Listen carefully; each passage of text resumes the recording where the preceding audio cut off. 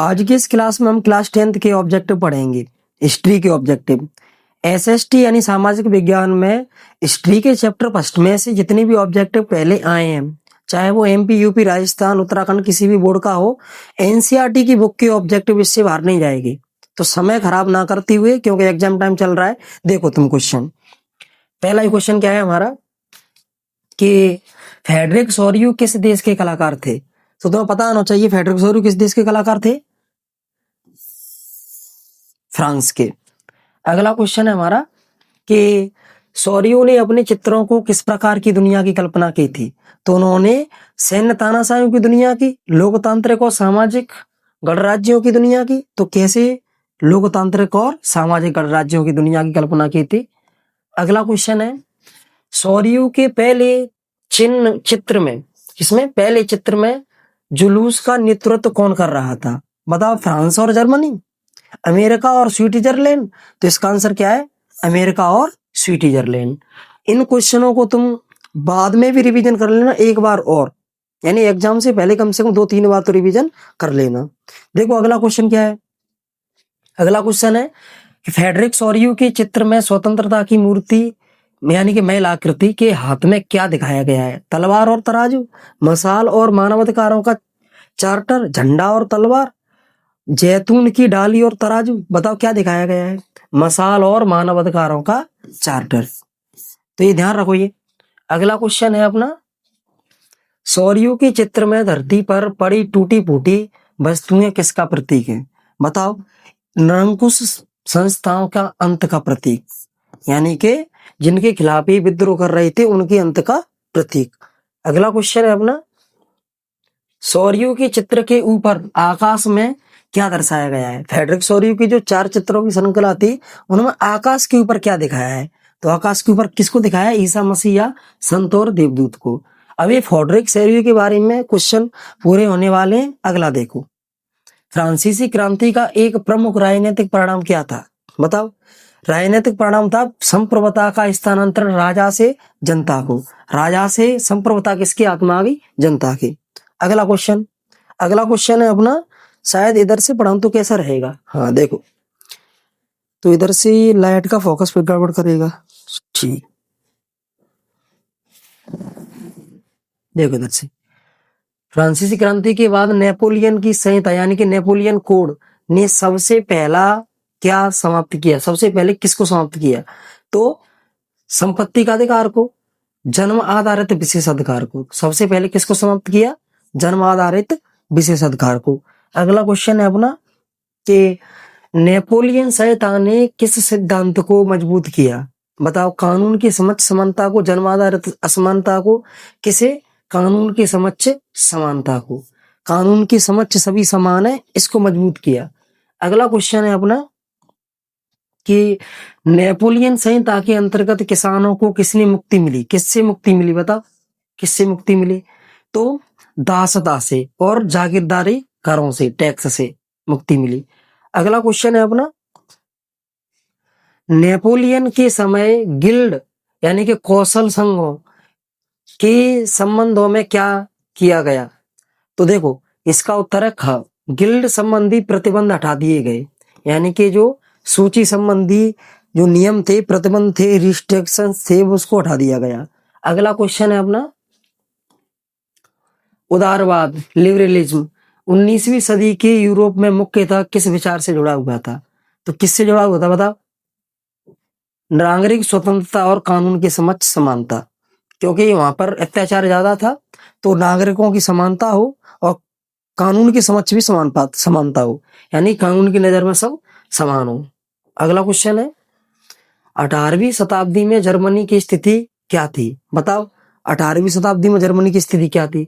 Germany अनेक स्वतंत्र राज्यों में विभाजित था। जर्मनी का एकीकरण बाद में हुआ, हमने इसी चैप्टर में तो पढ़ा था।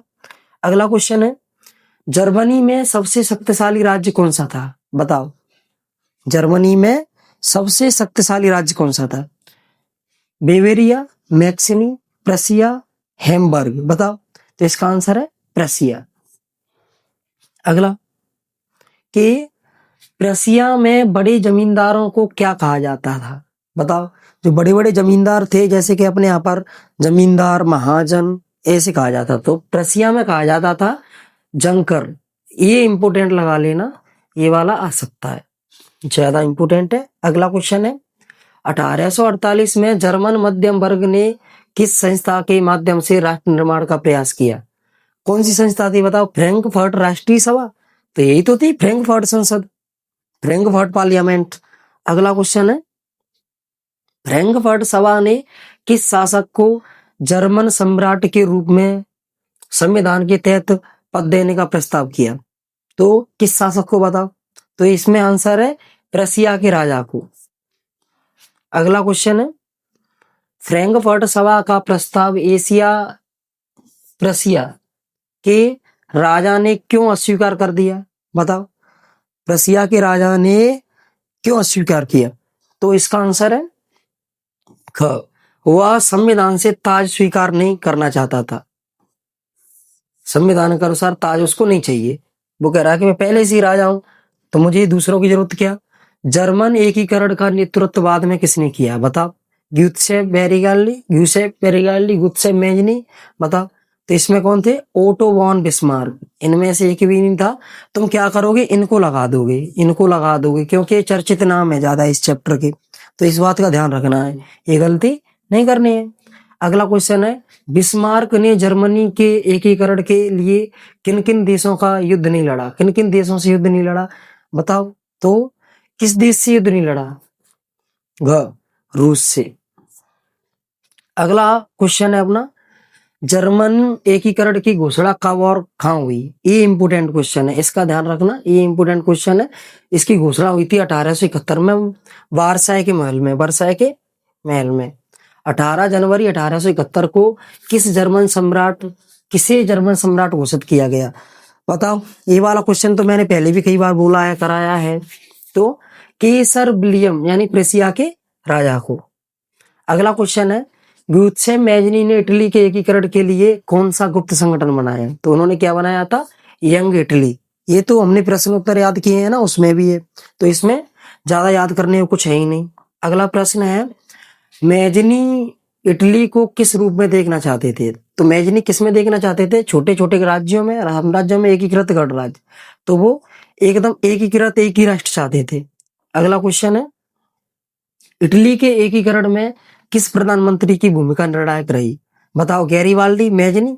तो ये चर्चित नाम ध्यान रखना कि तुम इनको जल्दी लगाओगे, तो आंसर क्या है इसका? कैबूर। अगला है फ्रांस में राष्ट्र की प्रतीकात्मक स्त्री आकृति को क्या नाम दिया गया? बताओ। मैरियन या विक्टोरिया या जर्मेनिया? जर्मेनिया की माता मत लगा देना, क्या है? मैरियन, फ्रांस की, क्योंकि फ्रांस की बात हो रही है ना कि जर्मन की। आगे मैरियन किन प्रतीकों से जुड़ी हुई थी? लाल टोपी, तिरंगा झंडा, ताज, तलवार और तराजू, हल और कुदाल, जैतून की डाली और कबूतर। तो क्या है? लाल टोपी, तिरंगा झंडा और ताज। अगला प्रश्न है जर्मन राष्ट्र प्रतीक जर्मेनिया, तो जर्मन की कौन सी माता थी? जर्मेनिया। और फ्रांस की मत मान लेना। कि सिर पर किस प्रकार का मुकुट था? तो अशोक के बबूल का मुकुट, ओक के अशोक नहीं, ओक के बलूत का यानी पेड़ के पत्तों का मुकुट था। अगला प्रश्न है अपना कलाकारों ने अक्सर राष्ट्र को किस रूप में चित्रित किया? बताओ। तो योद्धा पुरुषों के रूप में, मातृत्व स्त्री के रूपक के रूप में यानी कि रक्षक के रूप में, एक देवी दर्शाया गया। चैप्टर पढ़ाया था, ध्यान होगा ही तुम्हें। अगला है 1815 के बाद यूरोपीय शासकों ने किस विचारधारा को बढ़ावा दिया? बताओ। रूढ़िवाद, उदारवाद, समाजवाद, साम्यवाद। तो 1815 के बाद यूरोपीय शासकों ने किस विचारधारा को बढ़ावा दिया? रूढ़िवाद। ठीक है। अब इन प्रश्नों को तुम एक दो बार और देख लोगे तो आ ही जाएंगे अपने आप। ऐसी ही मैं कोशिश करूंगा कि मैं हर चैप्टर के डालूं, तो बने रहिए चैनल पे और देखते रहिए, पढ़ते रहिए। और एग्जाम टाइम में किसी अन्य चीज पर समय खर्च नहीं करना।